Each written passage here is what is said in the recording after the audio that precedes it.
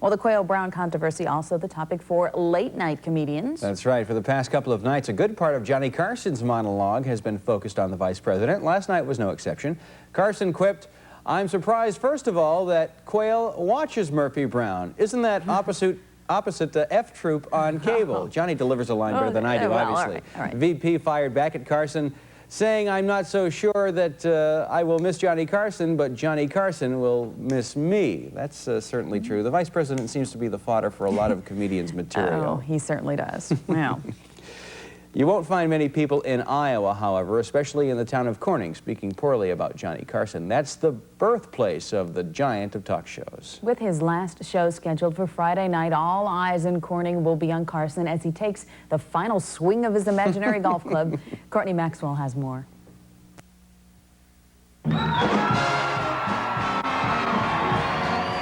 Who would have ever guessed a small-town Iowa boy would go on to rule the late-night airwaves for 3 decades? An era comes to an end tomorrow as Johnny Carson hosts his final episode of The Tonight Show. The woman who babysat a young Carson knows exactly where she'll be tomorrow night. Yes, I watch every night anymore. I don't have to get up and go to work anymore, so I watch every night. Today, Mabel Gaskill showed me some old clippings of Johnny in various stages of his career and took time to reminisce. His mother had to go to the hospital, and she was looking for a babysitter, so she asked me if we would come up to their house and stay with Johnny while they had to be away. He was a real cute little kid. We also visited the home where Carson was born. It's been over 60 years since Johnny Carson's footsteps were heard in this house. The current owners say he stayed here for about 2 years and then moved away with his family. The house has been renovated, but this room is pretty much the same as when Johnny was here. When Ragbri rolls through Corning this summer, it will even have a Carson feel to it.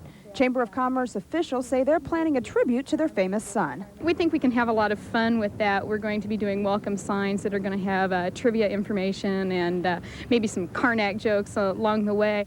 No one can remember Johnny Carson visiting Corning. Many say now that he's retiring, maybe he'll have time to return to his birthplace. In Corning, Courtney Maxwell for Live at 5. Courtney tells us the town of Corning sent Johnny a flower arrangement to congratulate him on 30 years of entertaining. And it's hard to believe that tomorrow night it is all over. Oh, Jace. You know, in Burbank, diehard fans of Johnny Carson even camped out overnight to get tickets to tonight's show. Close to 200 people were lined up this morning outside of the NBC studios in Burbank. Friday's show should really be something special. Johnny is reserving seats for friends and special guests. Boy, you know, I'm not on the invitation, though. I feel kind of bad about that. You know, a lot of people don't realize because it is a TV show, the tickets are free. You just have to get in line and get one. And oh, what a line that is. But the federal